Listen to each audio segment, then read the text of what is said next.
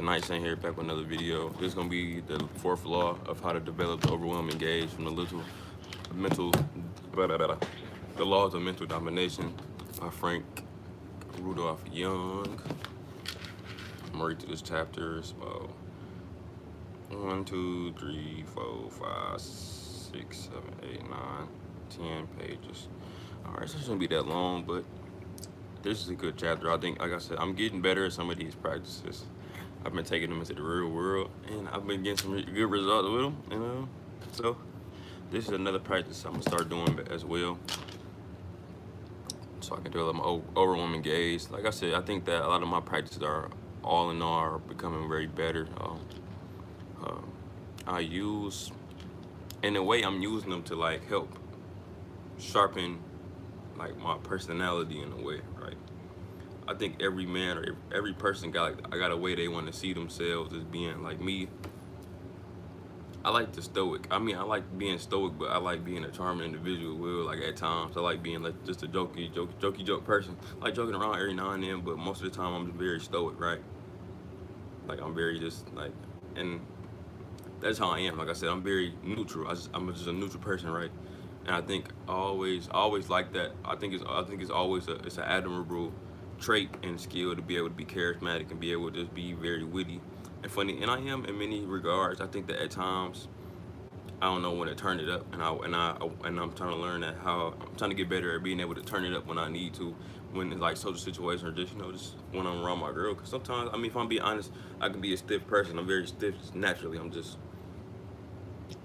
neutral. I don't really have any opinion or just no feelings about anything. I think I got a good state of just neutrality with everything, and that's just how I am, because I just don't like being moved by many things. So in that regard, I'm very good. But just realistically, I mean, how can you?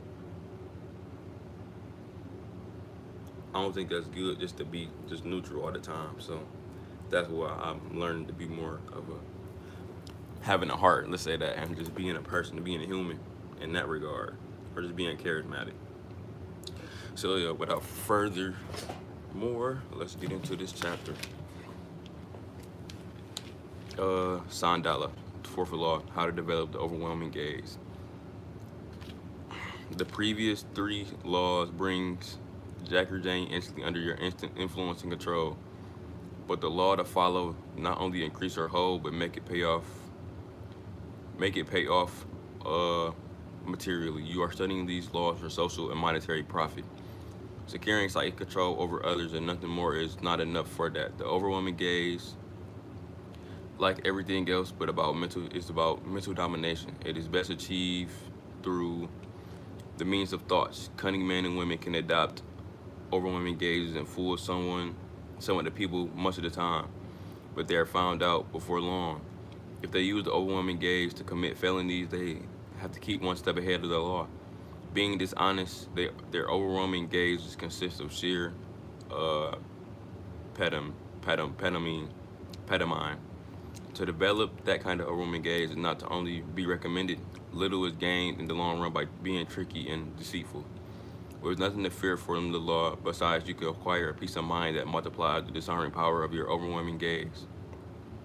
How your overwhelming gaze affects others. Although the overwhelming gaze receives its impetus in your mind, it affects on Jackie Jane is extensive. It affects your subject. Think about suggesting to him that you harbor the right frame of mind towards him. That encourages a meeting of minds. You strike him as a long lost twin, as one person on earth who probably thinks and feels as he does. The power of the overwhelming gaze. Almost everyone judges the impression of others by what he remembers about the more obvious expressions of his parents and his youthful companions. When they were in a bad mood, their expressions were grim. When they were in a pleasant, their expressions were bland. These individuals reacted naturally and elementally to him. Few persons have dealt enough with deep thinkers to understand that the grim expression also accompanies deep concentration or intense application. Few too have dealt enough with the subtle swindlers to understand that the bland expression also accompanies hypocrisy. Yet, it is only natural to accept the grim expression as a first-hand evidence of a rude, unfriendly nature, and the bland expression as a first-hand evidence of a considerate Sympathetic nature. Rude, unfriendly people do look unpleasant, though not necessarily grim, while considerate, sympathetic people do look pleasant, although not necessarily bland. Almost everyone, therefore, is mixed up in how to figure out others. Swindlers instinctively realize this and take advantage of it with the overwhelming gaze. That's one thing you do notice. That's one thing I noticed, and I think that's why I was trying to get better at understanding my own body language and how I dealt with people using my own body language.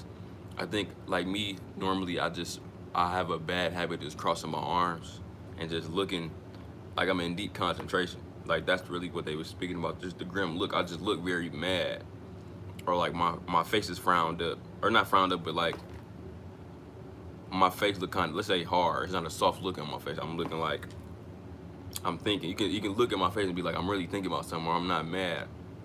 But when you take everything into consideration, my face, how my body's positioned, and how man, I may even talk at that moment. I may look like I'm mad, or I'm rude, or I'm maybe not in the right state of mind.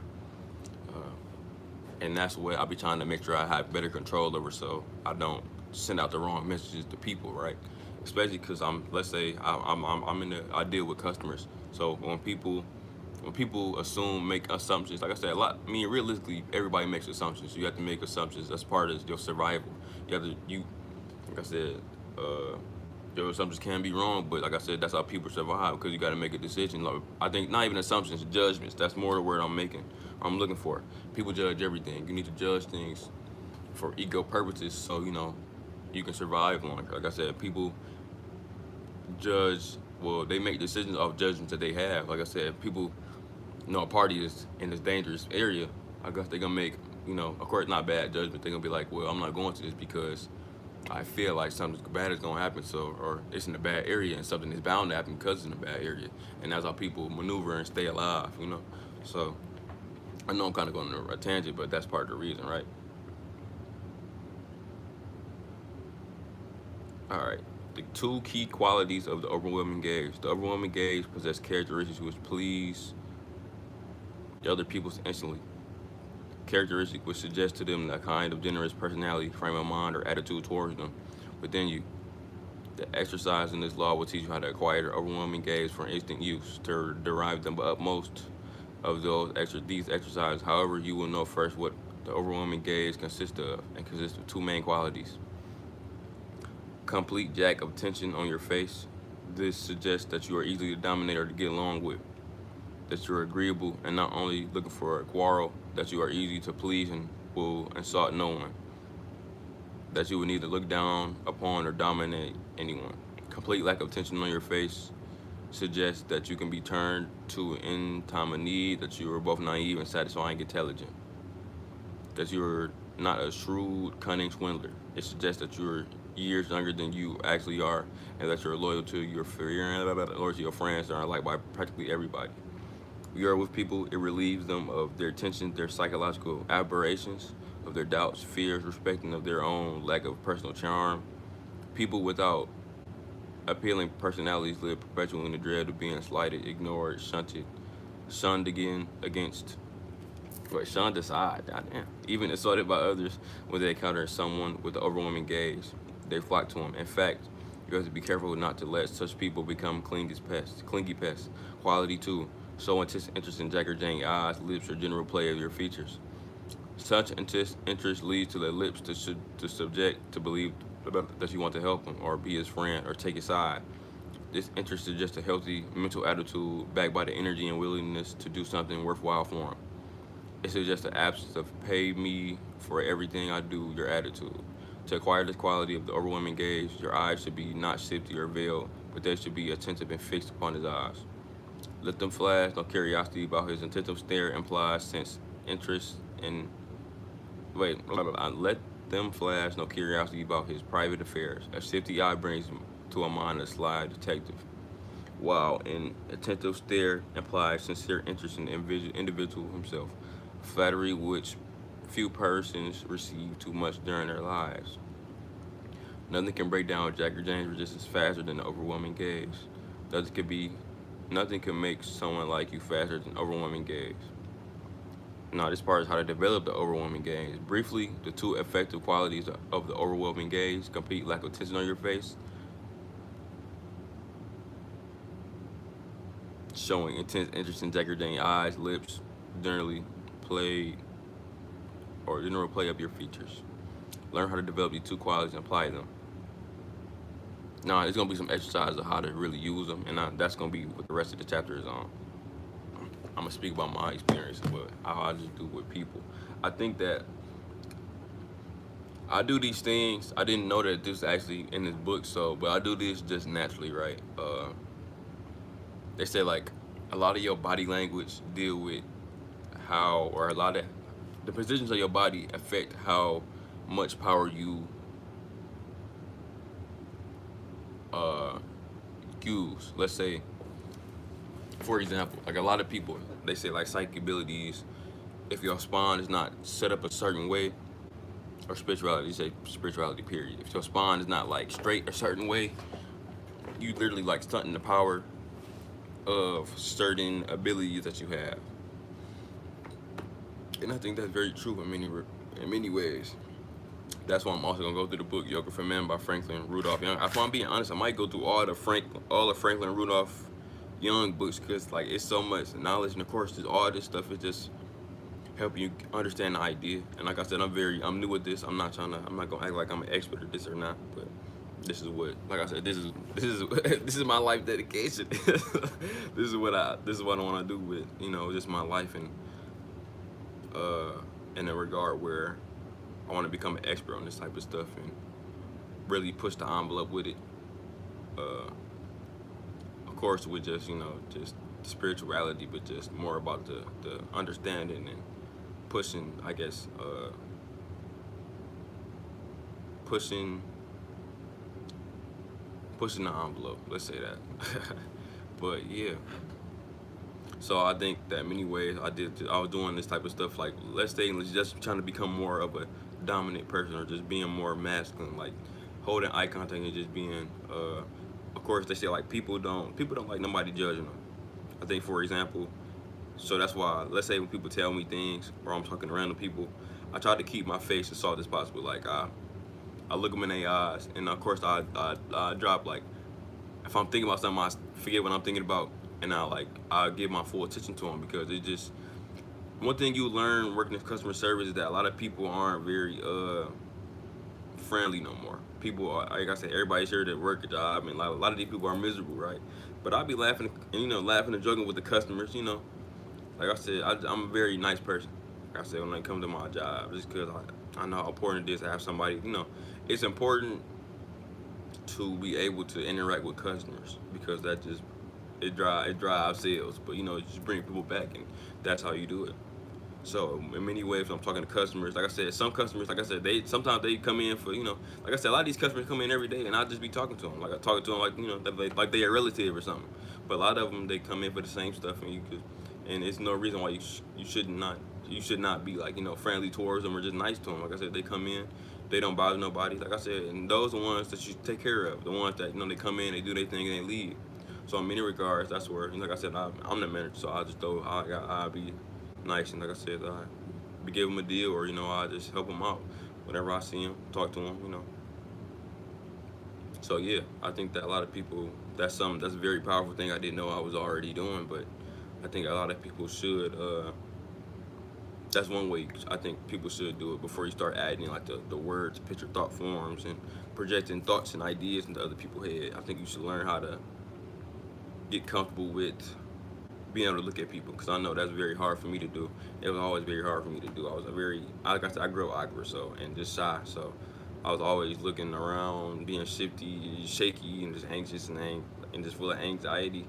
So I was always looking around, and like I said, not want to look people in the eye, but like I said, that's a fear I had to conquer, and I have it. Like I said, it's crazy, because little side, when I was like, I remember I could do it on semen retention, and then I couldn't do it. They'd be like, got the energy and how to do it, and it's like, and they made semen retention like a superpower, right? And that's how I thought about it at first when I started doing it back when I was in high school. This is when this first started getting popular on the internet. So I'm like, dang, I can do this. I'm sitting there feeling like Superman. I'm sitting there, we're going to work and shit. I'm going to work like, damn, looking at every girl in their LADs, just trying to just grow and improve. Like I said, that's all I really want to do with my life. I just want to improve. Like I really just want to get good. Like I want to be Superman. I think that's what it is. I want to be that's my goal. I think at times I fight with that idea, but that's just what I want to be, right? I want to be as perfect as I possibly can, and not in a human way. I want to be perfect in like a spiritual way, and I think it's very possible. But yeah, no, I was there went on a whole tangent, but yeah, so when I was just learning how to be more open, just be more charming, I was always trying to be more genuine with people, just dealing with people. My first way of doing it was looking people in their eye, smiling, and just you know, trying to be endearing. So yeah. Let me get back to this chapter. Like, let me read some of these exercises. I might not go through all of them, but yep, I'm gonna go through. It's 10 of them. Damn.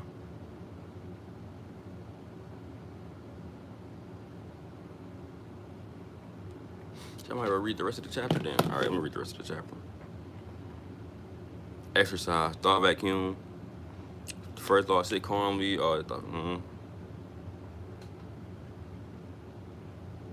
I'm not gonna read the rest of this chapter because it's just the exercises. Actually, yes, I am. I'm gonna read some of these exercises because I think the thought vacuum, a lot of these exercises. All right, well, the thought vacuum. Sit calmly in the privacy of your room. Imagine yourself suddenly encountering obnoxious Lyle.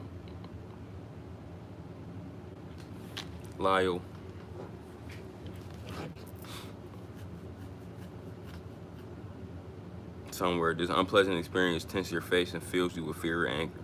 So at once, stare across the room at the eye level, spot on the wall. Sit still, but relax and think to yourself in order to escape the tension. Stop thinking altogether. Dot, dot, dot, dot, dot. A simple spot on the wall hardly arouses your interest, so your thinking comes to a halt. The all-over relaxer. With your mind blank now, relax your face. Actually feel the muscle on your brow, cheeks, lips ease themselves out. Relax the rest of your body as well, particularly your hands and feet, so all your fingers hang naturally and your toes stop digging to the soles of your shoe. But don't drop the chest in the slump. Good posture contributes much to mental domination. What I was saying earlier, like a good posture will help you dominate more easier. And I think that just deal with just body language. Like the idea, like when people, if I'm crawled up like this, I look very weak of a person. But if I'm sitting up straight, my spine is like, straight up in a certain direction. It's very erect and powerful. It probably helps radiate energy out. The all-over relaxer blesses your face with the peace and handsomeness of often perceived with the face of the newly dead. It's a natural beautifier. If you will not relax all your muscles the first time you try it, but practice until you are keenly aware of the muscles of your eyes, your tongue, your throat, and feet, and all over relaxer. Also afford the marketed relief from nervousness. It helps with nervousness as well, so that's good. The limited activation. This exercise and the next train you to maintain overwhelming gaze even when your body is in action. So get up now and walk around and let only your walking muscles work. Relax all the other muscles. Boxers train themselves to relax even when they are gliding around the ring, with their fists cocked, ready to strike a blow or to block one. Even when they throw a punch, their bodies are relaxed until the very instant the fist land. Only during that instant do their bodies tense and still hard. The same applies to the swimmer, the golfer, the ballerina, the acrobat, the experienced laborer. That's exercise 3. Exercise 4, the shrewdness concealer. Keep your face relaxed as you move around the room. Grow steadily aware of the muscles of your face and relax them at once when they feel tight. Make that a daily habit wherever you go, whatever you do. It combats wrinkles and retains the looks of youth. It is one of the secrets for creating an overwhelming gaze. If you stare at yourself in the mirror while thus relaxed, you will find that your eyes look larger, younger, and more innocent than they normally do. Don't cultivate a shrewd look, especially in your eyes. Keep your shrewdness within you. Don't let others detect it. A shrewd look is fatal to mental domination. If the other person presumes that you can be easily fooled or victimized by him, he will not dislike you for it. Clever swindlers try hard to pass for dupes to catch their prospective victims off guard. The clever swindler realizes people seek bargains, so he lets them believe that they are taking advantage of him, while he is taking advantage of them. Smart salesman let his prospect suppose that he is naive and practically giving his merchandise away. And so does the flirt, where the salesman or the flirt lets the prospect believe that he is dealing with a shrewd person. The prospect will be suspicious of him or her. It pays to be considered simple enough by a prospect or of any kind not to realize the true value of the gold nugget you hold in your hand. People are more willing to deal with you then. The shrewdness concealer can be worth a fortune to you. The super limited activation, exercise 5. Now perform something that requires more strenuous muscular action. Lift a heavy enough object or do a hard enough exercise. Let the muscles that do the lifting, exercise, contract, and work. At the same time, relax the muscles of your brow, eyes, cheek, lips, and tongue.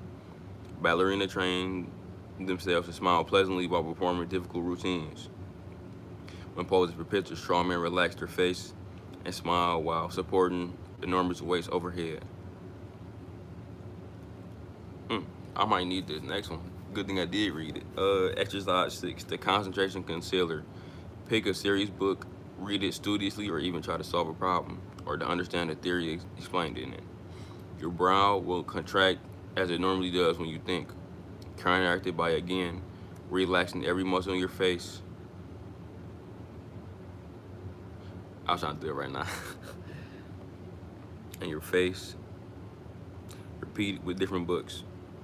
I'm gonna try to do that. I know I need to do that. So, shit.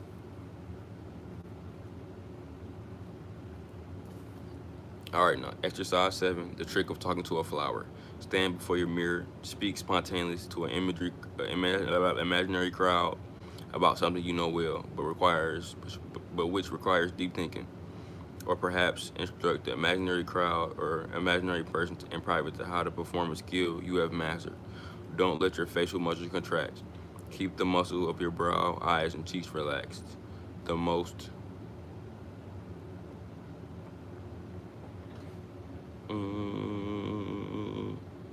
relaxed. The muscles of your lips and tongue will automatically contract and relax you as you talk. But you keep your throat relaxed like an experienced speaker.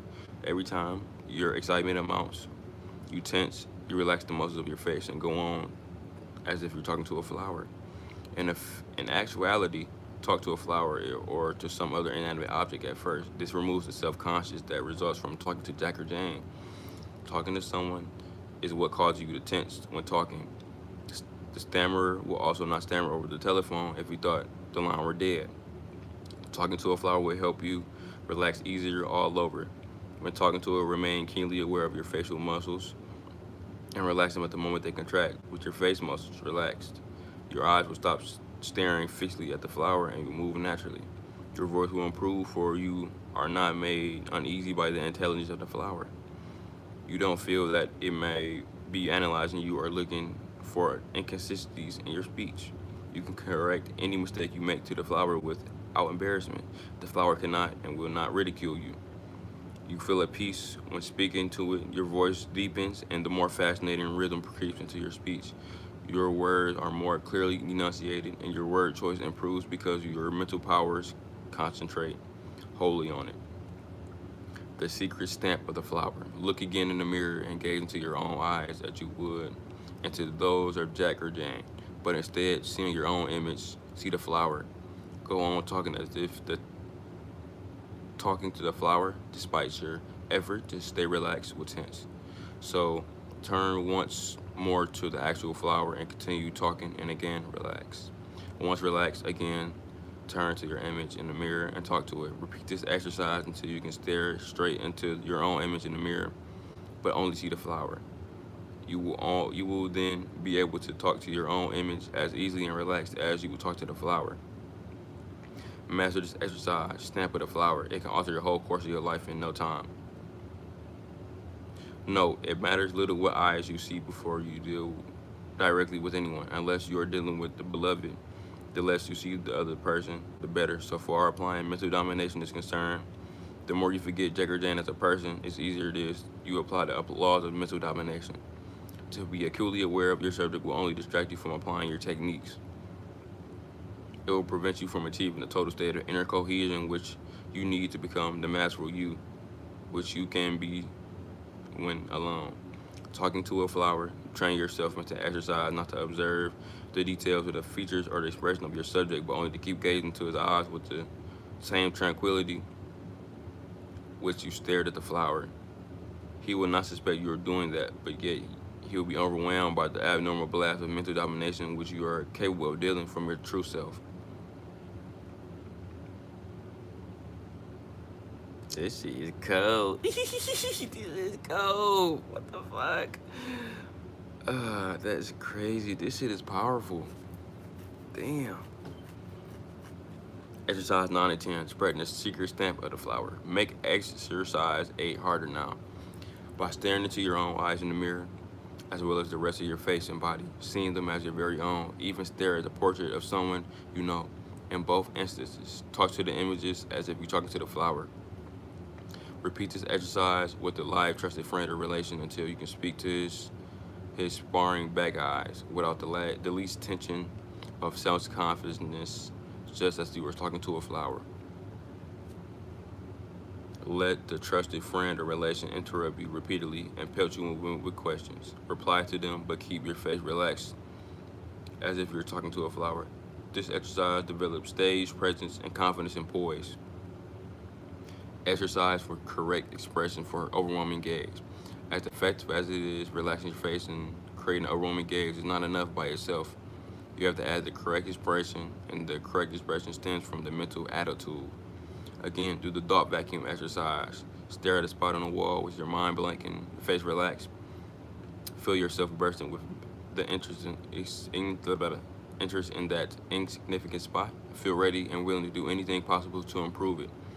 Perhaps it would be better on a different wall. Perhaps it would be better found near the light, where it could be more easily observed. To interest yourself in a spot on the wall will be more difficult naturally than to interest yourself in someone you like at its own site. On the other hand, you won't like a great many of the people you meet. Some of them will be nice people too. You can stir up within you, however, deep interest in them through sheer auto-suggestion, as you do with the spot on the wall. Once the people feel that you are genuinely interested in them, you have won them to you. Everybody who works has meet people whom cares little or nothing, but has to conceal its feelings and pretend to like them. Here then is exercise summary. Stare at an insignificant spot on the wall. Blank out your mind by thinking only the words dot until you forget everything else. Relax the muscles on your face of those of your brows, eyes, cheeks, and lips. Feel yourself with the desire to help that spot on the wall every way you can. You don't have to think of the ways to help it, just feel like you're willing to help it. But don't long to help it like a zealous reformer. Stare at it with a relaxed face and let your thoughts show through. Your eyes will brighten, your lips will assume a makeable curve. When you perform this exercise upon the people who you encounter in everyday life, it affects upon your popularity, business, success, will be little short of magical. Caution, when applying this method on a person, don't merely stare at them and feign interest in them. Just do exactly what you practice on the spot on the wall. Long to help them, like a sympathizing friend. You cannot attain these results by merely pantomiming an interest in them. After practicing this longing to help an inanimate object, like a spot on the wall, you will easily be able to assume it with people, whether it interests you or not. The summary of the overwhelming gaze. 2 steps. Complete the lack of tension in your face and intense interest and attention to the other person, clearly expressing your eyes, lips, and gestures. Achieve step 2 through practicing a number of exercises which blank out your mind, conceal shooting, concentration, and other unfriendly traits. Through practicing the snap of flower, the developing the correct mental attitude, and the correct expression for the overwhelming gaze. This book is freaking it's gnarly, dude. It's fucking cold. This shit is really next level. Next level like a mug. It's freaking next level. I keep saying that. But yeah, if y'all like the video, like I said, watch it again, watch it over again, over and over again, keep watching it. But yeah, if y'all like the video, like, comment, and subscribe, and like I said, stay tuned for the next chapter. The next chapter is how to use the magic of beguiling statement. No, if I'm being honest, this book low-key is a seduction book. It's learning how to really magnetize. It seems like it's really much creating, like, it's helping you create magnetism within yourself. Of course, like on a mental level, but that's something that I was looking for, just becoming more magnetic of a person. So yeah, if y'all like the video, like, comment, subscribe, and I'll see y'all later. Thank you.